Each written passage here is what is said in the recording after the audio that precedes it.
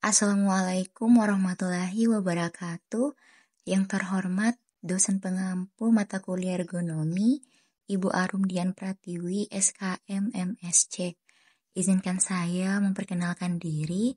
Perkenalkan, nama saya Waouda Fazra Fatima dengan NIM J1A123207 dari kelas reguler D angkatan 2023.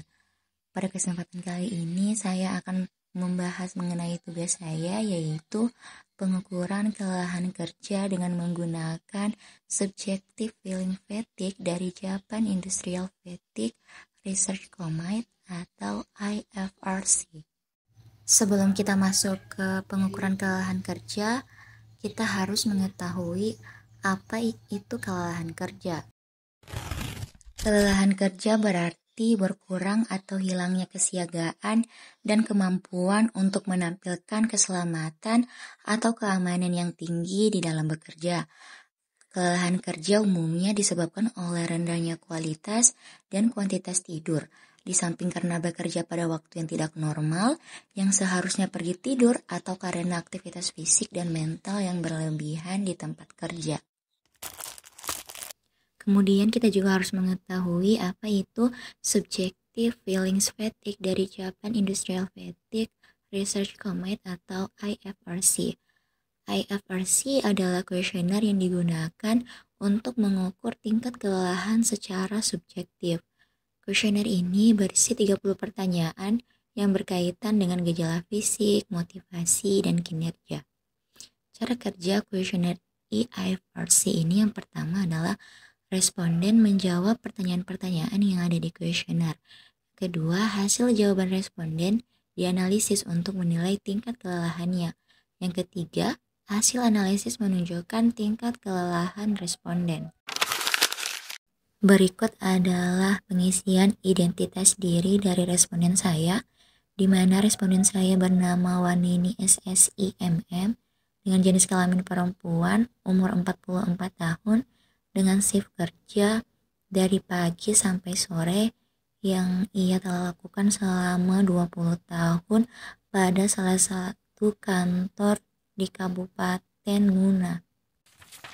Hasil pengisian kuesioner IFRC-nya dapat dilihat pada layar dengan penilaian 1 itu tidak pernah, 2 jarang, 3 sering, 4 sering sekali. Nah, kita masuk pada item-item yang terdapat di dalam kuesioner IFRC. Item pertama yaitu item pelemahan aktivitas, dengan pertanyaan dimulai pada nomor 1 dan diakhiri pada nomor 10. Pada nomor 1, pertanyaannya yaitu, apakah saudara ada perasaan berat di kepala? Diberi skor 3. Pertanyaan kedua yaitu, apakah saudara merasa lelah pada seluruh badan? Diberi skor 3. Pertanyaan ketiga yaitu, apakah saudara merasa berat di kaki? Diberi skor 2. Untuk pertanyaan selanjutnya itu dapat dilihat pada layar. Skor pertanyaan untuk item pelemahan aktivitas, di mana pertanyaan pertama mendapatkan skor 3, pertanyaan kedua mendapatkan skor 3, pertanyaan ketiga sampai pertanyaan ke-10 itu mendapatkan skor 2. Dengan total skor 22. Selanjutnya kita masuk pada item pelemahan motivasi kerja, di mana pertanyaannya dimulai pada nomor 11 dan diakhiri pada nomor 20. Pada nomor 11 dengan pertanyaan, apakah saudara merasa susah berpikir? Diberi skor 2. Pertanyaan nomor 12, apakah saudara merasa malas untuk berbicara? Diberi skor 1. Dan untuk pertanyaan selanjutnya sampai pertanyaan ke-20 itu dapat dilihat pada layar.